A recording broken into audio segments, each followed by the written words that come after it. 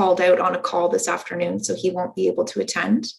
And Matt will be joining us shortly. He was just tied up in another meeting. So those are the only two that I'm aware of at this time. All right. So we should wait just another minute then. Yes, I believe I had been speaking with Sonia and it sounded like she had planned to attend. So maybe if we just give her another minute, she'll be able to sign on. It's been a busy day. It's county council day too. So been sitting in this position. That's a problem with this pandemic and Zoom meetings. They can just go on and on.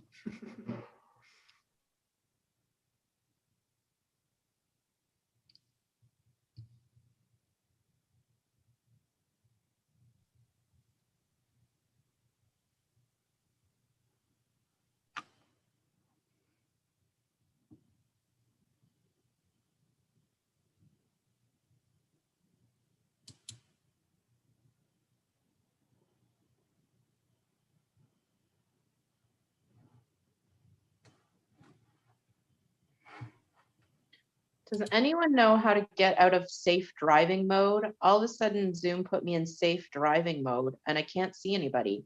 Uh-oh. Let me see if I can find something on Google for you. Oh, I can do that too. Exit safe driving. Go to Zoom. Oh, I just swiped and it went away. So maybe it's perfect. okay. There you are.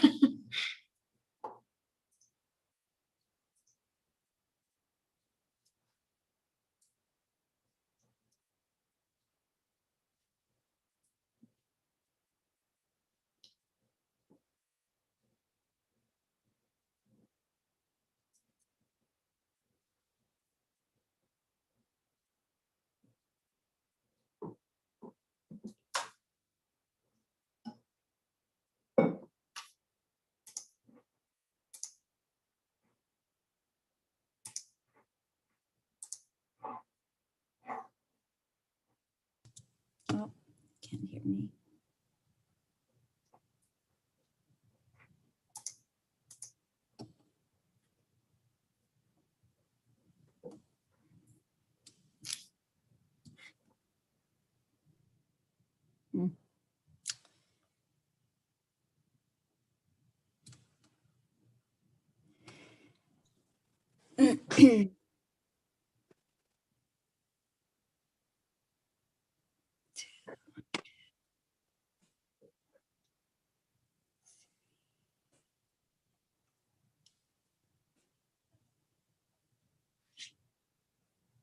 I do agree with you about the pandemic and Zoom though.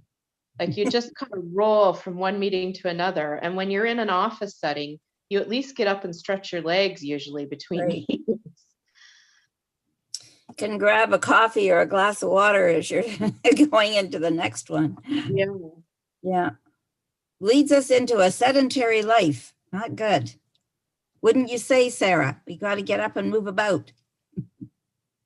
Absolutely. As I sat here most of the day, but at the hospital, I got my walk in to go get a tea. So how are the clinics going? Pretty well? I think so. It's a learning process for sure. I think each one's been a little bit different. And so we kind of flail a little bit until we kind of get the rhythm of things. But this is our second time at the hospital.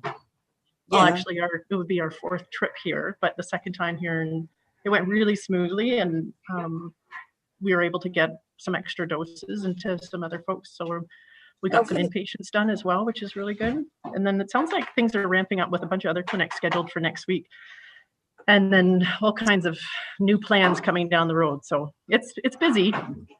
It's long days. As you go into the next age groupings, right?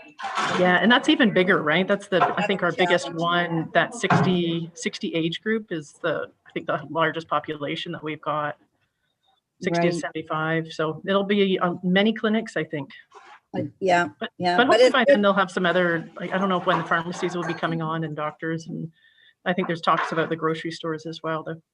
Really? Oh, yeah. Boy. That's good. Yeah. Mhm. Well, It's Hannah, exciting. it is exciting, and it's so good. And people who are really excited to get the vaccinations too. So that's encouraging.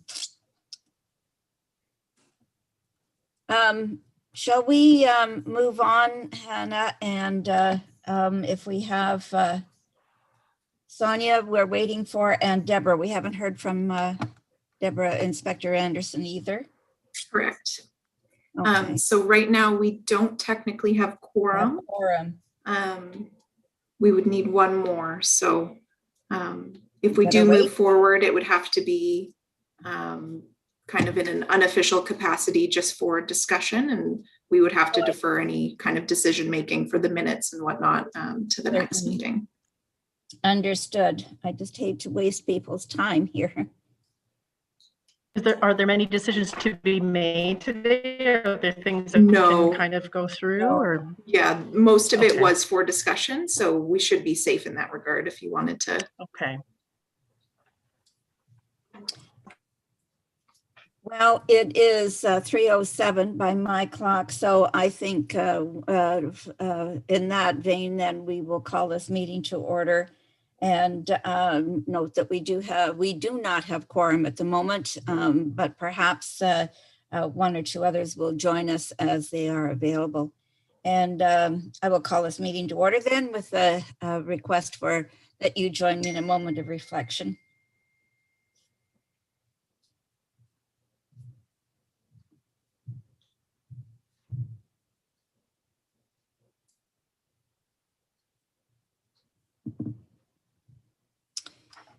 Thank you, ladies. Is there any disclosure of interest around the table, as knowing that we can declare at any time throughout the proceedings?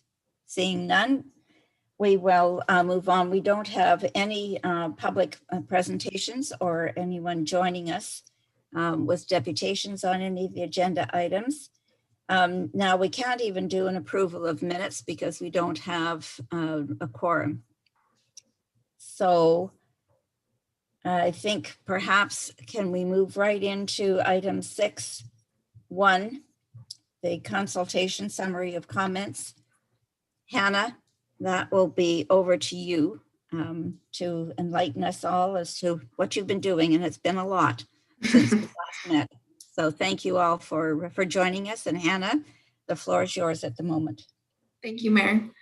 So I just wanted to provide the committee with kind of an update on where we are in terms of consultation. I know at the last meeting that we had in February at the end of the month, it was a lot of me just kind of hurling information at you and what was to come and action items and what we would be doing in the coming months. So I just wanted to give you an update as to where we are in terms of consultation and what we've heard so far. So in the document that I'd provided in the agenda, I've kind of compiled all of the feedback we've heard from what I was kind of calling our frontline service agency consultations. So those consultations took a few different forms, especially given the fact that we were consulting with service providers. Not everybody was available to, meet in a Zoom or, have a meeting one-on-one. So some of the responses in that document were actually sent to us in written reports. Some of them were through phone conversations I had with service agency reps. Some of them were group conversations over Zoom. So it was kind of a whole whack of information given in a bunch of different ways. But I was really pleased to see that it really seemed to kind of fit itself into really specific categories. And a lot of the feedback we were hearing from completely, separate service agencies, different kind of demographics that they were serving, different locations. It didn't really seem to matter. There was a lot of commonalities and a lot of themes, which I found really interesting. So just wanted to give you guys a bit of that feedback so that we know moving forward what we're hearing. So the main themes that came out of that, a lot of comments about affordability of services locally. So concerns that current clientele aren't able to afford, whether it's mental health services, whether it was food, whether it was, if they're putting all their money towards kind of those hard services, they weren't able to, get their kids involved in recreation opportunities or kind of look at the extracurriculars. So the affordability of services was a big one for sure. Also, local knowledge on existing services came up quite a bit. So there was a lot of concern that the amazing, programs that we do offer locally, maybe the knowledge wasn't there on what was available to people. Quite a few people giving feedback that in terms of triaging clients who might come to them with one need and then present a number of different needs outside of the scope of the service agency, quite a lot of comments that, even the service agencies themselves aren't really able to successfully triage those cases because there might be some missing links there in terms of partnerships locally as well between services.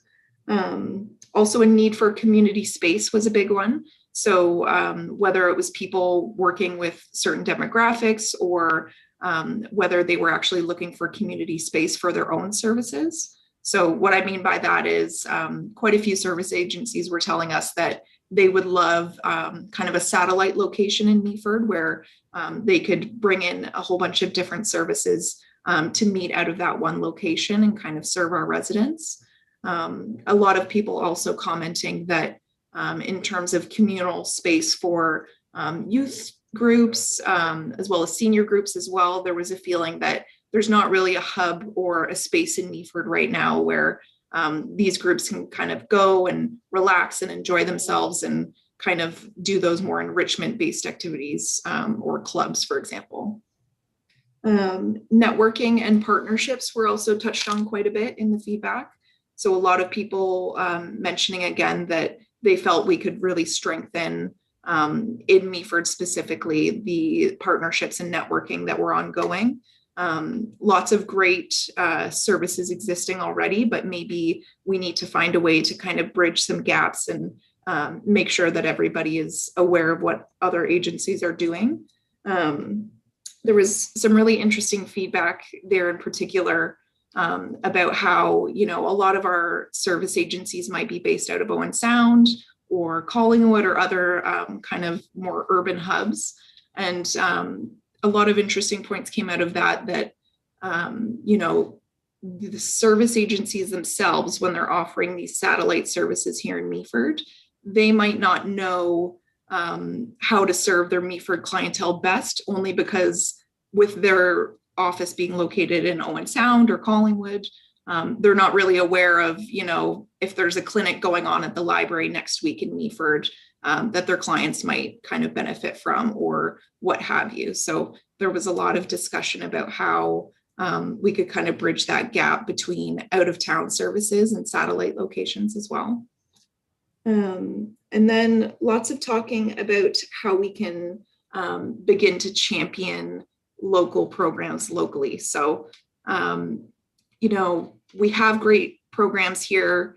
How can we, really invest in those and make sure that we're putting efforts into the hard work that's already being done? And also, how can we make sure that new programs are really given a chance in Meaford? So how can we, create a culture here where we're making sure that, if someone comes out with a new program or a new service, how can we all rally behind them and make sure that those programs are getting the attention they need locally? And then other than that, there was quite a few general kind of risks that were touched on. So I just kind of put those in their own little slot. So a lot of people commenting on transportation, which we knew was a big one.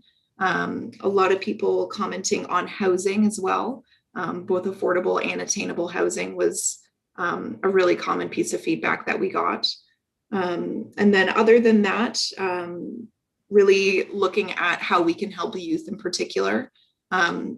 Not even just youth agencies were giving this type of feedback, but agencies who dealt with housing or other services were saying that they're really concerned about how our youth are being missed when we talk about, homelessness or mental health and those types of problems. So that was definitely a big piece of feedback as well. So that was pretty much the summary of that. And I don't know, I might ask for a little bit of assistance from my legislative team. I just want to make sure, I did have kind of a question for the group pertaining to the document, but I don't want to overstep in terms of what's available to us outside of a quorum. So if I should just keep it at the overview, that's fine, but just thought I'd check. Matt, that's a question for you. You're muted. You're muted. And I'll actually look at the camera rather than my keyboard as well. Yeah, I think that we may as well just ask the question, because we, in some ways we can just treat this like any of the public consultation sessions, and we'll just chat about things. And when we come back to the next meeting in April, we'll have a full house, and that's when I think we need some decisions anyway. Perfect. Okay. So really, it's not too serious of a question. So I was just kind of looking to get feedback. But as service providers in the community and kind of seeing that perspective, I wondered, from looking at the document, is there any feedback that you'd like to see added to the summary? Do you think it kind of encompasses the experience that you've had as a service provider, or kind of is consistent with what you would say you're seeing at your own place of work?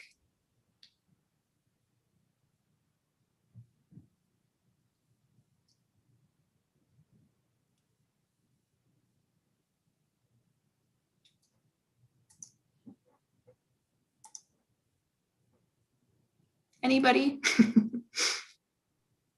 Well, I can go first. I would say that it's very in line or consistent with the challenges for the families that we serve in Meaford that we see, and the youth. I think the comments about the youth and the planning that they need are bang on. We've not had a concern about finding a spot to kind of provide service. We have found our community partners are very good about offering us service if we wanted to be at municipal housing, for example, or the the Beaver Valley Outreach. So I don't think we have that experience. I think a hot topic right now in particular is the affordable and attainable housing. And the pandemic, I believe, seems to have made that worse than ever. And I think that's going to be a challenge for all of us as agencies going forward. Yeah, absolutely. Thank you for that feedback, Julie. I think it touches on an important point, and one that I've been thinking of as well. When you mention, you know, that you do have those relationships with community partners where you're able to share a space, maybe on a satellite kind of day-by-day basis, which is really helpful. And I think that kind of speaks to how, you know, when we talk about we need to maybe help improve some networking and improve some partnerships locally, I think that's a really great example of, you know, if you have those connections, then you can arrange for, you know, communal space where you can serve clients maybe a couple times a week. So no, that's great feedback. Thank you.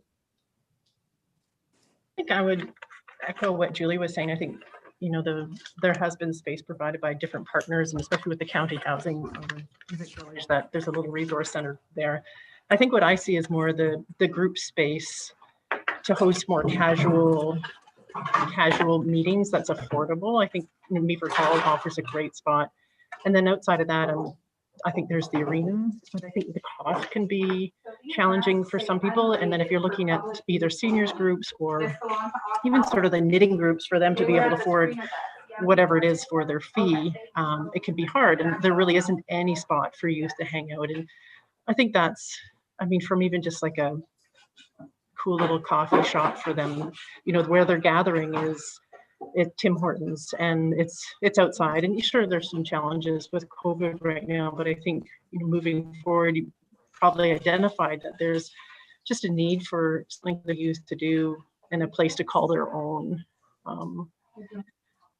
Yeah, I think that's sort of what I see. I think organizations have done really well at partnering together and supporting each other with that space. But I think it's just looking in the community to see what else we can find. I think the library is, a wonderful addition. I haven't really seen what the space is like for a meeting and how big those rooms are and how casual it will be for people to just sign in and have, like, I just think of the knitting group kind of thing, or in a book club, how accessible that will be for people. Yeah, absolutely. And maybe the school I wonder how the school will fit into that as well. Like if it's going to act a bit more like a community hub, if there'll be spaces to use, and again, the affordability behind that. Yeah, I wondered the same thing about the school, Sarah, whether it was going to act more like a community hub. And I don't have the answer, but. I haven't really heard anything. Like I said, on the parent council, we get updates from the school, but I know, Matt, you were saying you seem to have a little bit of knowledge around the transportation piece about the study that was being done in our previous call with the, I want to say Coast Guards, oh my gosh, the crossing guards. I just wondered if you had more information around the school space.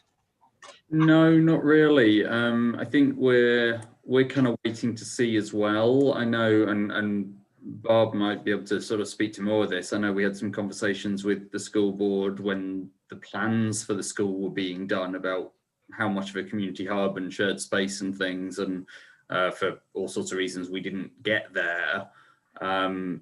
Obviously right now access is still so restricted that I think it obviously will be throughout the rest of this year, and so I can't really predict what schools in general are going to do in the future. It might just, I have a feeling that some of the restrictions might stay for longer than we'd perhaps expect, and then hopefully we can get back in, because of course from a recreation point of view we're using the school a lot right now, or were, and I'm hoping that there'll be more availability and the option for all sorts of groups to use space. But I also haven't really sort of got deep into the plans of it to know what sort of flex space they've got. I don't know, Barb, if you know more about sort of the communal space or anything.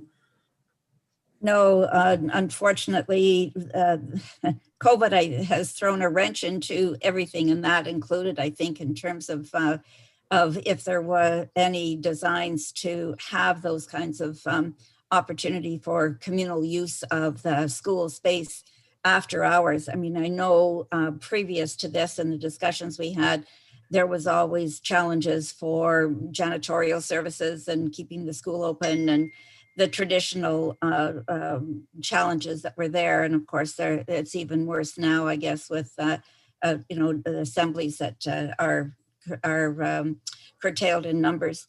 And this is certainly something that we need to be having a conversation over, so that we understand more what is the school will be able to provide for our community as we go ahead. You make a good point, both of you. I don't think we really know what schools might look like after the pandemic is over. Right. Because I was reading an article about the potential of online schooling remaining. And if that's the case, there might be buildings that have empty space all over the place that the school boards would want to be having they'll be partially full schools as opposed to full schools, and they may then want to partner in a different way with that extra space they have. Yeah, so, true. I think there'll be a lot of things that will change in the future. It's very, very hard to predict what the future is going to look for office buildings, for workplaces. All of them. We're talking about meetings. Yeah, it's a brave new world that we're facing, and will require a lot more conversations as to how can we utilize the space that is built now, and to make a better use of it for the community, and how we keep everybody safe. Well, I wonder on that note, Barb, is, I don't think this will be our last pandemic, but I also think that's the role of this group would be to advocate for that and to find a way for those spaces to happen. Like, I think it can be really easy to stop when there isn't a space available, or when there's issues around the school board. And certainly there are restrictions, but I know that they've set up the daycare in there, right? There are ways to do things. And I think what we've recognized, the need to advocate for these groups and show them that we support them and we'll be there to try and work something out. So if we can't use the schools, what other options are there? and show that we are putting that effort forward. I think even if that's all we can do is just really trying to find the solution. Good point, Sarah. Thank you for that. And I also, just to add to that, I know that our space over at the Church of the Nazarene is that Joyce and Lee, the ministers of the church, have been amazing to us and have allowed us to use pretty well the entire church for whatever we need to be able to continue to run the food bank. And it's certainly very, very, very different than pre-COVID. But I know that there's lots of other groups that also use that church. I know that Canadian Mental Health goes in there on Wednesday afternoons. I know that specifically, I think there's 3 or 4 fitness groups that do use the space. And I don't know how much more time is available, but I know that that's certainly a question that could be presented to both Joyce and Lee Straighten. And it's an amazing space for meetings. It certainly has been it's an amazing space for us as the food bank, but it also, the whole sanctuary part of the church is they do have chairs available, but it is an open space. So it's certainly, I know that they could be approached. I would have no idea as to whether that would be something that they would consider, but they certainly are open to, like they've let us take over 3/4 of the church just to be able to continue to run the food bank throughout the pandemic. So, that might be a consideration there as well. Nellie, would I be mistaken in saying, does the Canadian Mental Health Association, do they run satellite services out of the same building as well? Yeah, on Wednesday afternoons from 1 to 3. Yeah, okay. And they took a break for a little bit during the shutdown, but they've been able to, now what they do is they have the counselors are inside, people wait outside, and they only come in if they're like once a person leaves and they sanitize everything and a second person comes in. So they've been able to run throughout most of the pandemic, which has been really, really great.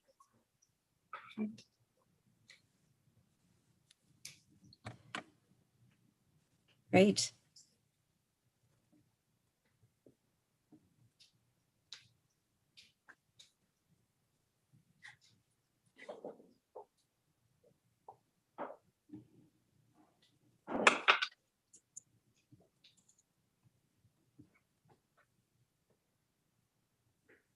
Oh, there she is.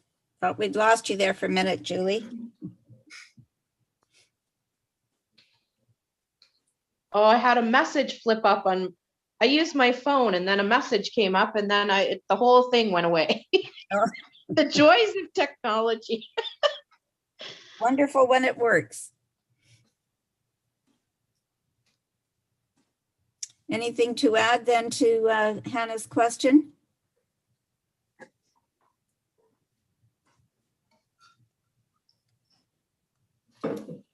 If something comes to mind, I'm sure she wouldn't mind and would greatly appreciate an email or phone call. Always. Always. Hannah, I did wonder if you were able to get in touch with any of the students from the school. So I will be actually consulting next week. So next Wednesday, I have a plan for a consultation with a grade 5 and 6 class. Very excited. So That's great. Yeah, so we should be able to get some really good feedback from that. We're actually incorporating so our wall of well-being idea that we've got running through the Meaford Library. We're kind of transitioning both of those together. So we've given them some wall of well-being cards that they'll be able to give their feedback on the cards. And then during our session together on Wednesday, we're going to be discussing what kind of feedback they've given and what they'd like to see happen in Meaford, and what we can do for our children and youth that will really benefit them directly. So looking forward to those perspectives. I think it'll be really worthwhile and really, really good. Well, that's great. I wondered about that. I was down by the library yesterday. I went for a walk and I took a picture of some of the wall of well-being. It's super cool. It's so fantastic. I'm going to try and get that up on our parent and council page and share that. It's really cool. Yeah, pretty excited. Hopefully we start to see some of those roll in through the library. And so. Hannah, I'm curious, how are you going to approach a grade 5 and 6 class with questions? How is this going to? Sorry, I think my internet's unstable. I didn't hear you, Barb. I'm just very, very curious, and congratulations for getting an actual youth group to have a consultation with. But I'm really curious how you're going to approach grade 5 and 6 class, and what kind of questions are you going to ask them that is going to elicit the the responses that you're hoping to get. Yeah, absolutely. I think that's hopefully where the well-being cards will come in. It's kind of an interactive thing. So hopefully by the time I meet with them, they'll already kind of have thought about, what do I want to see happen in Meaford, and what do I think is missing? And hopefully from there, we can have a great conversation. The way I'm framing it is basically, I've got a really big project I'm working on. I want your feedback.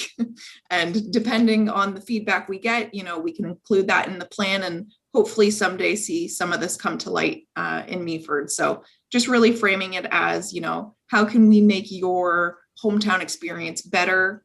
What do you wish you had that you don't have right now? Whether it's, more outdoor sports, or, a place to go and sit on my phone after school with internet, whatever it might be, just kind of looking for kind of their firsthand perspectives. So it should be very interesting.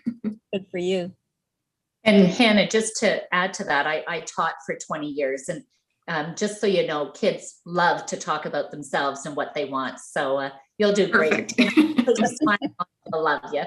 That should lend itself well then. I think it'd just be really great to have that different perspective. Like, I think it's just that from their eyes, right? And they're in grade 6, I think of as a year of transition, right? They especially at that school, because they can see high school kids and they see where they go and they see what they do. And, what about their playground? What are their thoughts on that? What about the sports? What about the activities? And, there's so much draw to the other areas from Owen Sound to Collingwood. Like, it'll be fascinating. Yeah, absolutely. I'm really excited that, I was worried that, when things transitioned the way they did over the past year and a half, I was really worried how we would get that youth perspective, because, we had some grand plans of, assemblies and in the classroom, and we would be, running rampant in the schools, getting everybody's feedback. But obviously that's not, our current reality, which is fine. So I think this is kind of our next best bet in terms of getting feedback. So I'd like to that.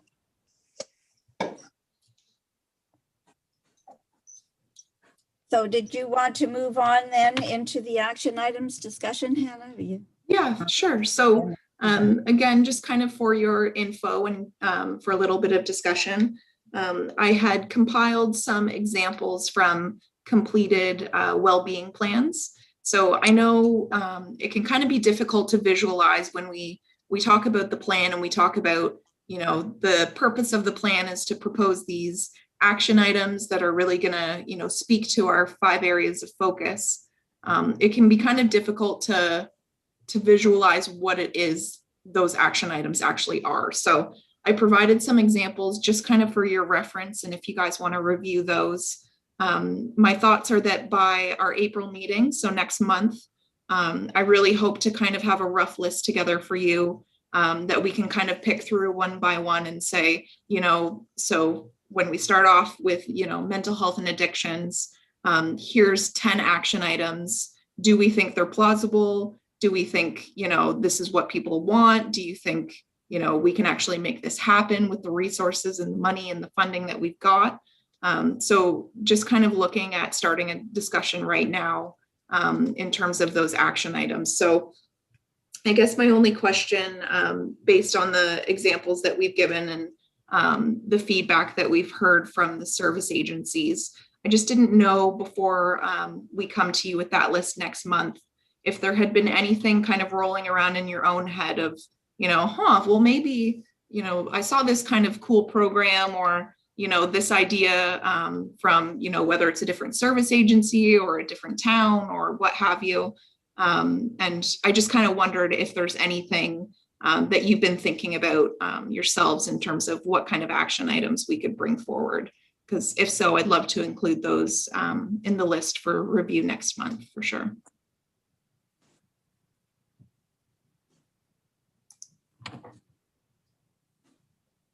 I think for me, I'd have to maybe not read up on stuff, but just kind of put those key areas that we've talked about, kind of the mental health, and if we're looking at mental health and youth, and just I think I'd have to research it, but kind of brainstorm. I know there's lots of in our region, not lots, but the Launchpad in Hanover, for instance, there's a great youth group there.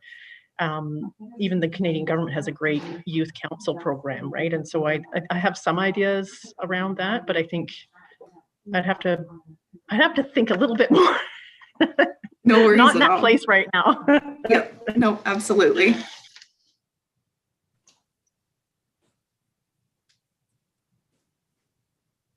I will put a plug in for like a community hub idea, like whether it's especially with that new school and the access to that space, or even looking at the old school. What is the plan there? I mean, it's a great gym, it's classroom space, it's cafeteria space, like, you know, what a great, I don't know enough about it, but that concept of having a place where you can run classes and people can gather and hang out, especially during the winter months. You know, it's a place to even walk around inside that we are kind of limited to. So I think my piece would maybe to explore some of the existing resources we have and the partnerships that we have with the board and what that could look like. I know there's all kinds of stuff around the school and whether or not it's a building that's able to be used, but even if it's in the meantime for the next 2-3 years, to kind of get a sense of what it is that we do need in the community. Like if it is a second gym space, it'd be like a community center, which we've been talking about between here and Thornbury, right? So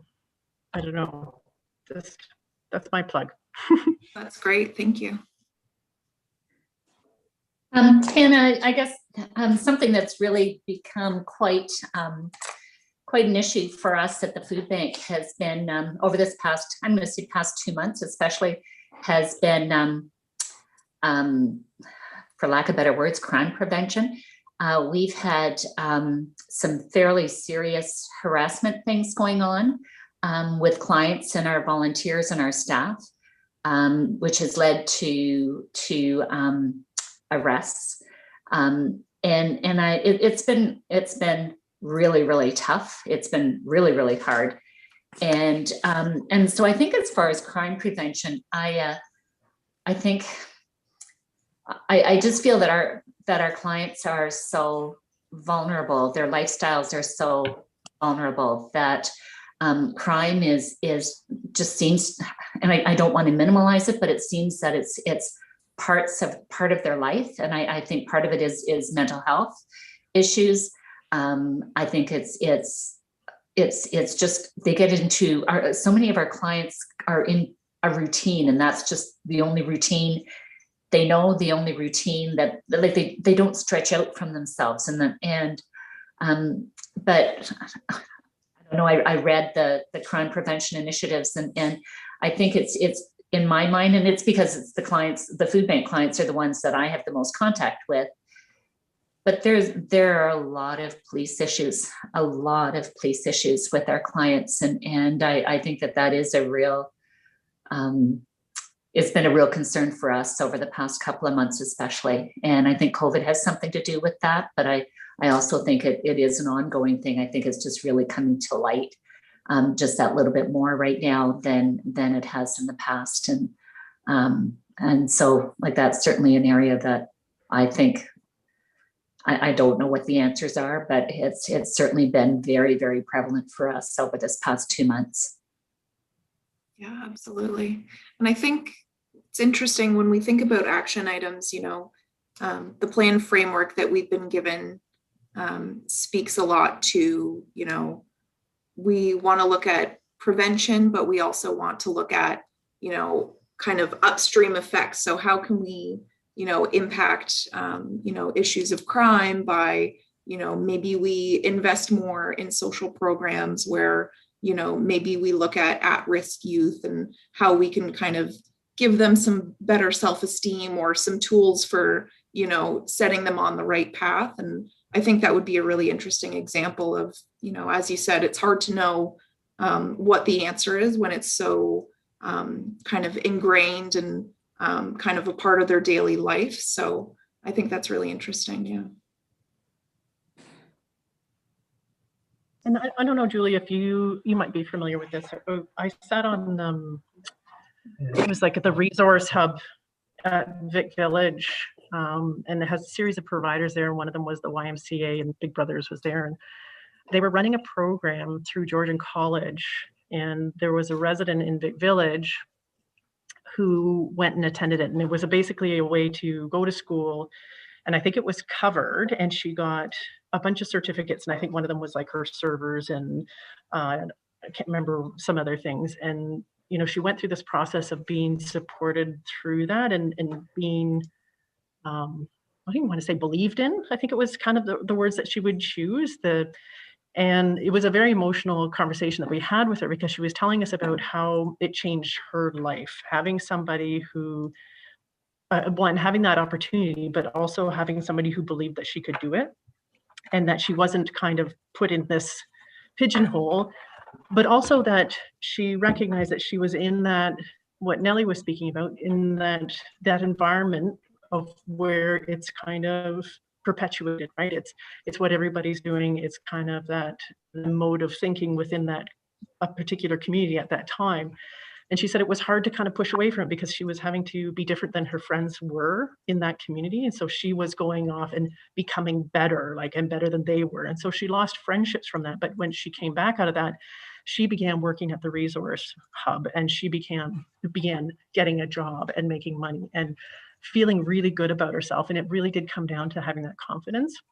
But I think one of the things would be looking at that bridges out of poverty, that kind of example of where those social determinants, the impact that they have on both that crime and health within a community, and maybe exploring some of those areas a bit more of, where is this coming from? It is one thing to put a Band-Aid on it, and then there's another thing to kind of really address it. And that takes time, right? Yeah, absolutely. But that's maybe where the well-being plan does fit in. You can have a bigger picture of a community and have a plan to I don't know, create one that's accessible for everybody.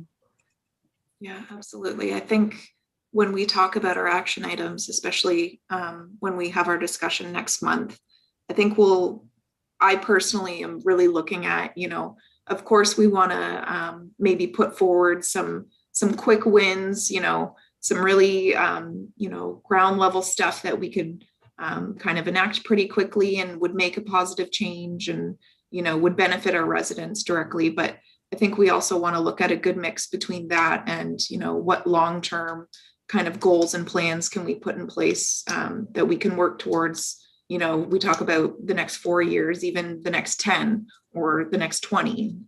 How can we kind of lay that foundation to kind of get there eventually? Just and I may not know, and this may be happening, but the library, I think, is an important thing in both youth initiatives and probably mental health initiatives and programming that the library can provide, or gathering. I know through COVID, libraries have been really limited in what they can do, but they have acted kind of like a hub almost for a lot of communities. And then the other thing I was wondering, and maybe there is connections over into Meaford, but the Women's Center, who is the shelter in Owen Sound, and now they do serve the broader community than Owen Sound, but they've got a grant for human trafficking, and they're about to open a shelter for youth who have been victims or at risk of human trafficking. So we should make sure, in terms of our youth initiatives, I was thinking we should make sure we've got good connections or good linkages that we get, if that's an issue, that we have that. Like, I see that as an issue identified in some of the other initiatives as gender-based violence and making sure women and children are safe. Yeah, And absolutely. I think that was an issue in Meaford, actually. I remember there was a presentation done at the school.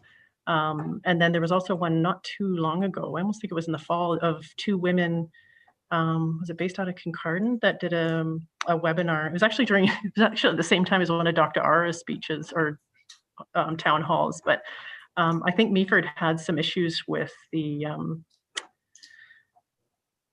what you were just talking about, Julie, the word is escaping me. Yes. Yeah. Sadly, like we find at Children's Aid, it is shocking how many of those youth have ended up. We don't think about it here, at least I didn't a few years ago. But these people are predators, and they are just after vulnerable youth. And if they can find them, like they will find them. And it doesn't matter if you're in Owen Sound or Meaford or Kincardine. Great points. We need Deborah here for that. Yeah, she would know. Yeah, she would be able to talk about the strategies the OPP have been using. Mhm. Yeah, absolutely. I think that'll be a big piece for sure.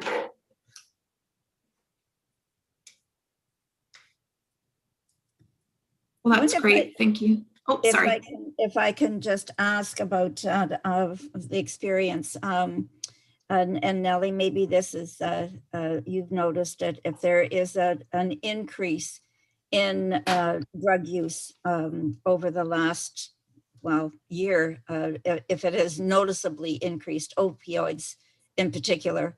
You know, I know from county council and initiatives there that it is and will be the predominant focus for the health unit.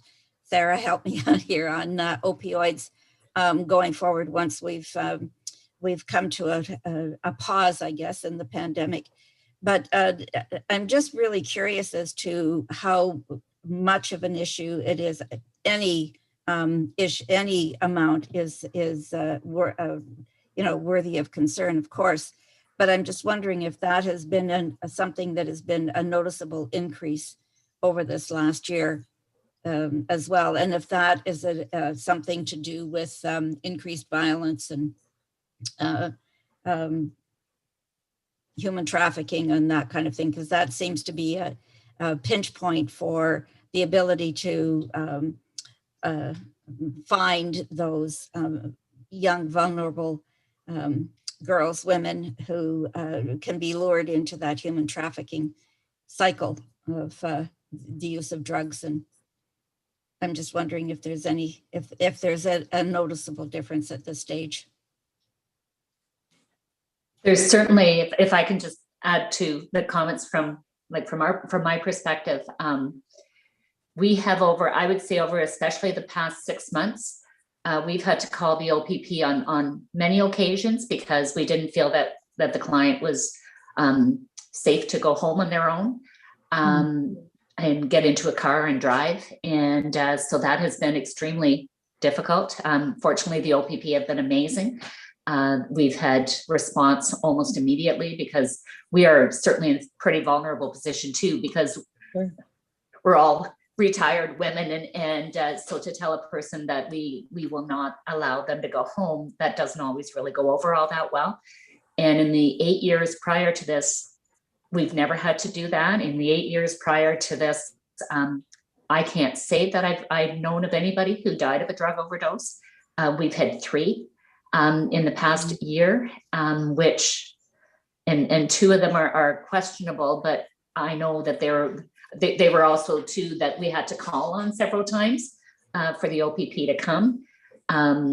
So I think drug use it's definitely certainly increased with our clients, and they talk about it so freely and openly. I think they tell us, like they come smelling like pot and will say, you know, we really don't want you going home in your car. And if they refuse, they say, well, we're fine. Then we say we're calling the police, and the police come, and but they don't think anything of it. They don't think anything of smoking a joint right outside our door. And I haven't seen that in all the other years that I've been there. So I maybe it's generalizing, but it is far more prevalent with our clients in the past while. They're just so open about it right now, and that's just something very different.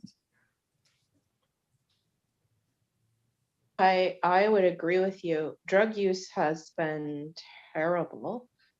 We have had at least a client a month die for 12 months now of an overdose, maybe more. Some months it's been more. And increasingly people getting into harder and harder drugs, like fentanyl seems to be the drug of choice right now. And it just baffles me because everyone knows that once you could use fentanyl one time and die from it, but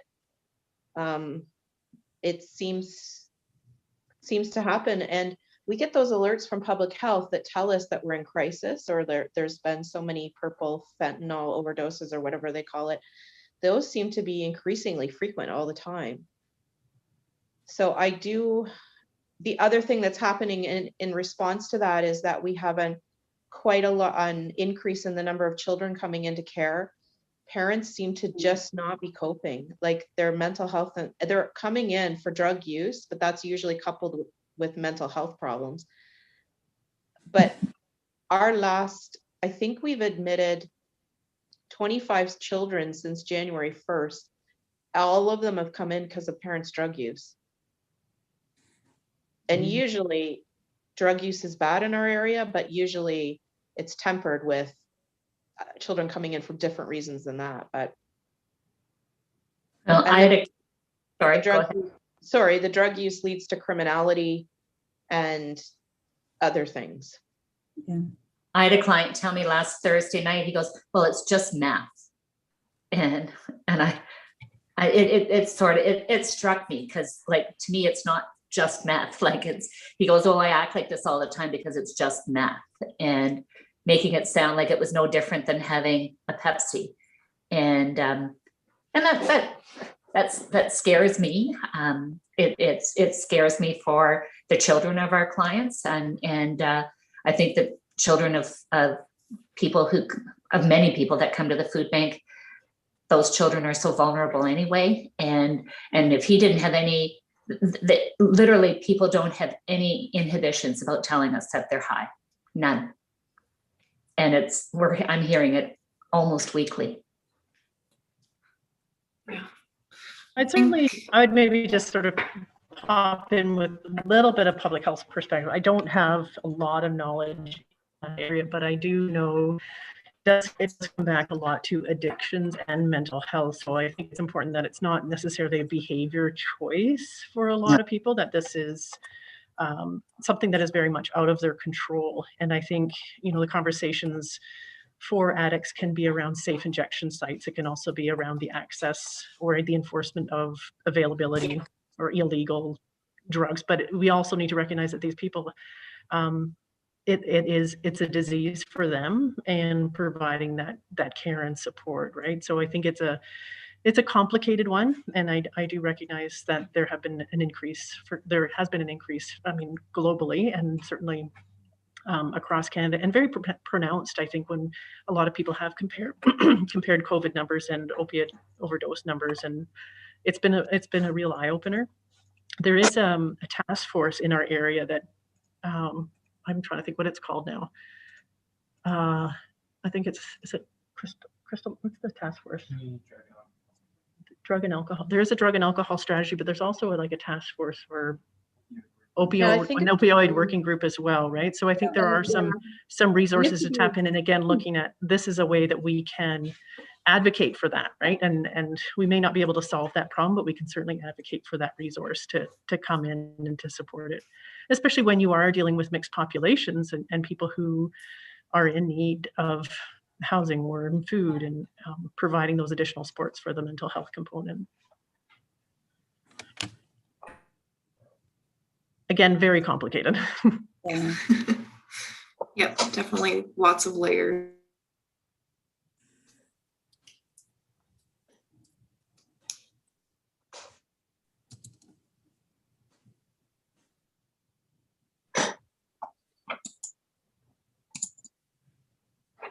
I guess I would maybe just add in terms of safety and well-being. I remember there was some work we were doing with public health and looking at availability of alcohol, tobacco, but also the cannabis. And so from a council and sort of municipality standpoint, is maybe when we are looking to issue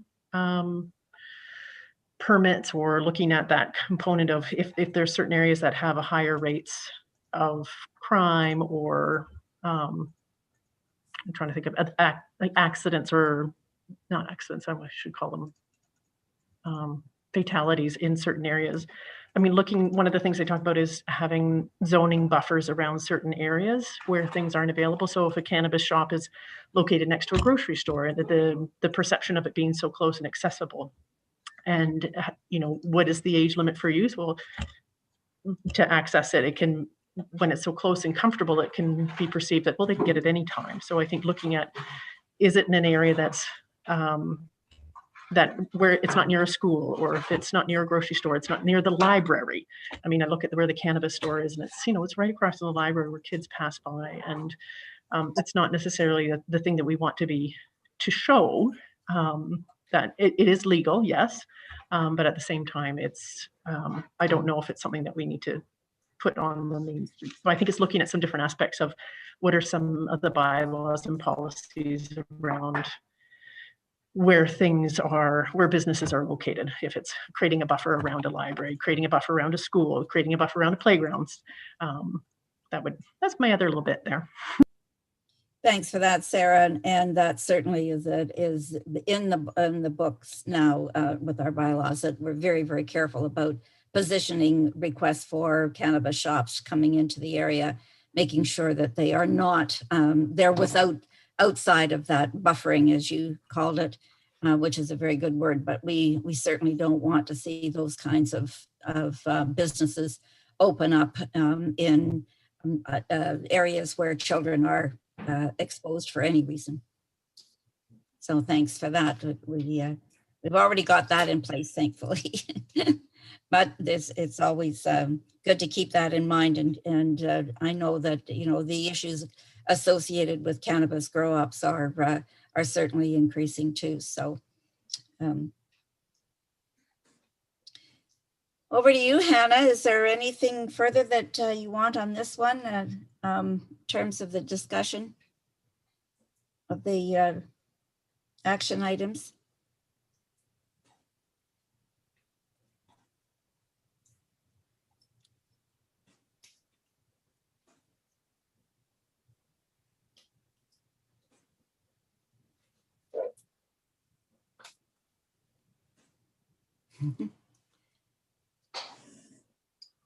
Are we having technical difficulties, Hannah?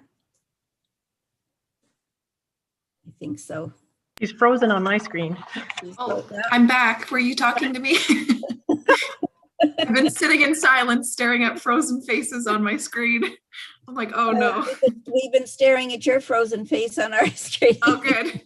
Well, I'm back. I'm sorry about that. I think my unstable internet keeps impacting I can see that the little mic is going and somebody's talking, but I can't hear a word. So I apologize. I didn't mean to ignore you. I think, Hannah, if we compare notes, you've got one half and I've got the other half, because yes, the building can't be on at the same time. Yeah, exactly. Yeah, and I've got sorry about that. No problem.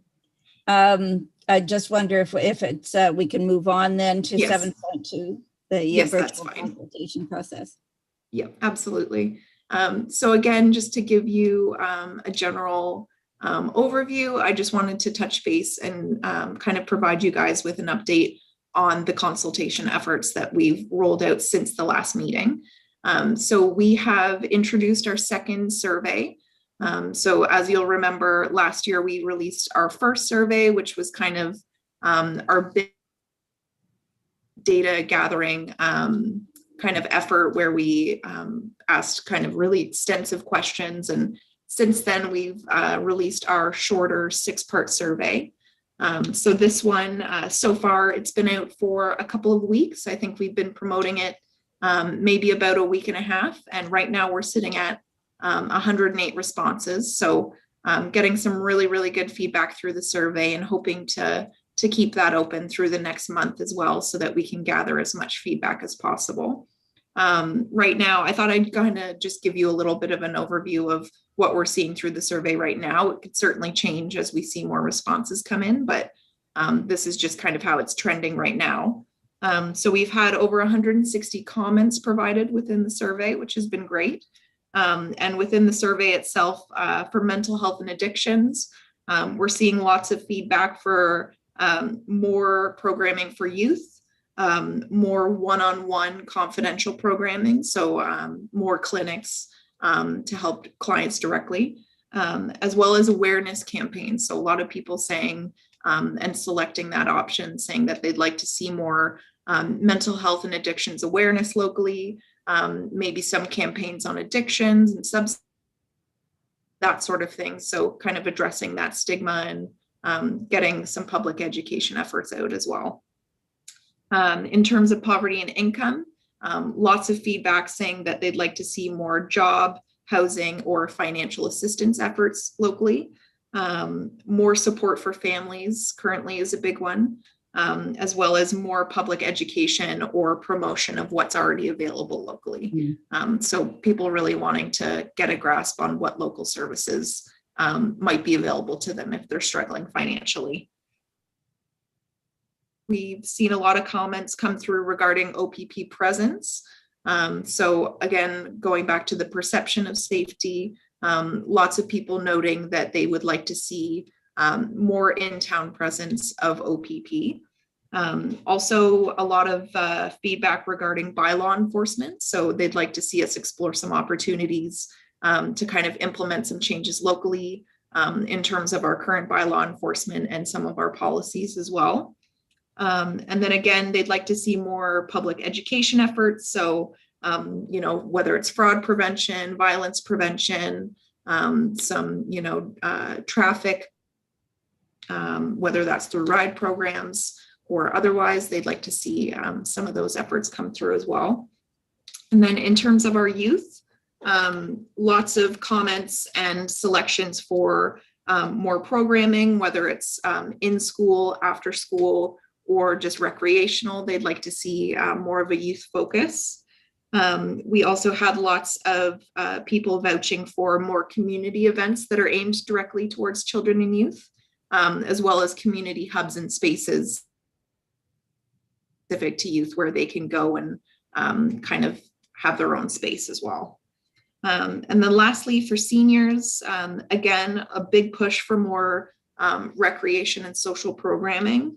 We've gotten a lot of comments in the survey so far, especially our last question where we kind of focus more on COVID and if it's kind of exacerbated or brought up any new issues for people. A lot of people noting senior isolation as a big factor this past year. So definitely a big focus on how we can offer more social supports for seniors. As well as pursuing age-friendly designations is a big one currently. So people wanting to look at how we can kind of change the culture locally to really make sure that we're focusing on how we can be as accessible as possible and kind of looking at getting those designations. So that base, we get more responses through. And kind of let you know what we're seeing as kind of the front runners for what people, well. And then I don't know if you, in terms of our other consultation efforts, as I mentioned, the Wall of Wellbeing, it is being rolled out through the library right now. So we're getting our first couple submissions, and as we get those, we'll keep building kind of the visual installation there, hoping that once we kind of have a decent little to get a nice photo of the wall, and then we can get a news release out. People know what we're doing there and kind of gather some public interest that way. So that is going well so far. And then last but not least, our virtual consultation, which I'm kind of calling a more of a public discussion just to kind of bring the formality down a little bit. I think it'll definitely help us if we can approach it from kind of a human level and not so much a consultation, but more of a conversation. So that will be next Wednesday, March the 31st. It begins for 6:30 p.m. Right now, we don't have a lot of people registered whatsoever. So I would say if any of you know of any clients or, friends or family or colleagues think would have something to say, or even a piece of feedback, I would encourage anybody who's interested to register for that. We're hoping that we can get some good conversation going. It won't be live streamed, so it'll just be, whoever's present for the conversation will be who's involved. So I think that's it from me.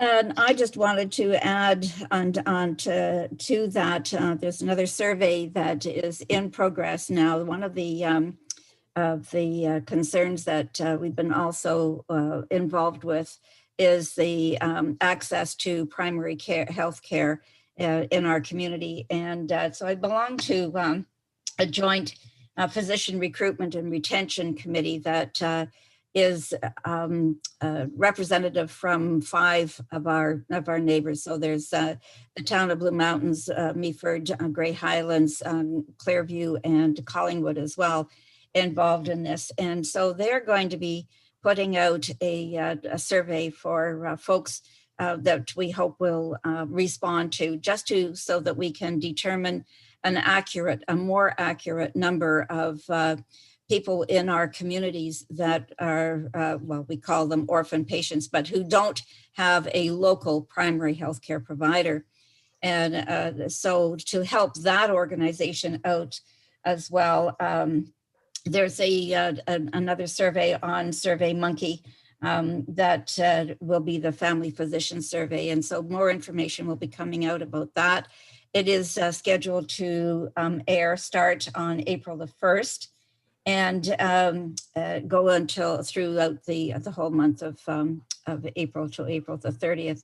So it's a compatible survey because it's all health, and it's all looking at what can we do organizationally and municipally to support health and wellness in all of our communities. And this is a big one too. So I would ask that you keep an eye open for that. It will be listed. We will have linked on our website and help promote the survey outwards as well.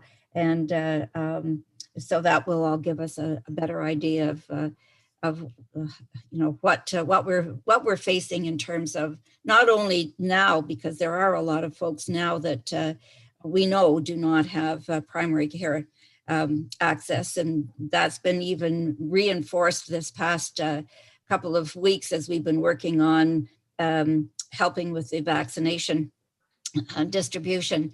And so that will give us a better handle on what we need now, plus what we can expect to need with the growth that we're expecting coming in to the area. So just a heads up on that this will be coming forward as well. And that was it for me. Was there anything else for you, Hannah? Nope, I believe that was everything that I wanted to cover. So hopefully for next meeting, as I mentioned, we'll be able to get you guys a good list of what action items we can kind of move through as a group and get some feedback on, whether we want to go in that particular direction, or, if maybe our discussion next month prompts some additional ideas, then we can certainly work towards whittling down where we want to go with the plan and what we want to see come out of it.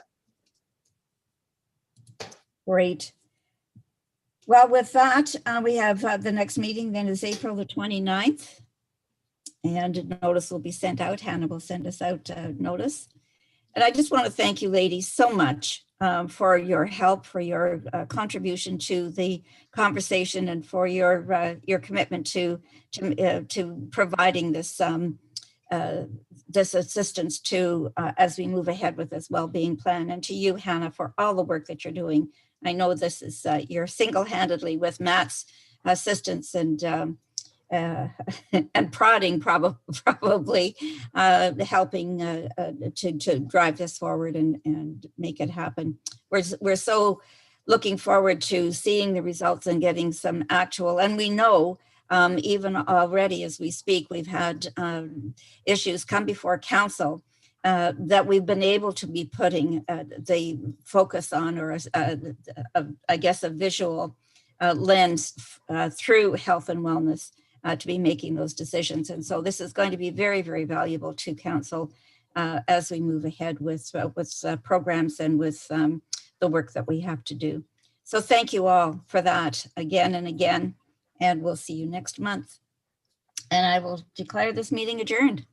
Thanks very much, everyone. Thanks, everybody. Have a great evening.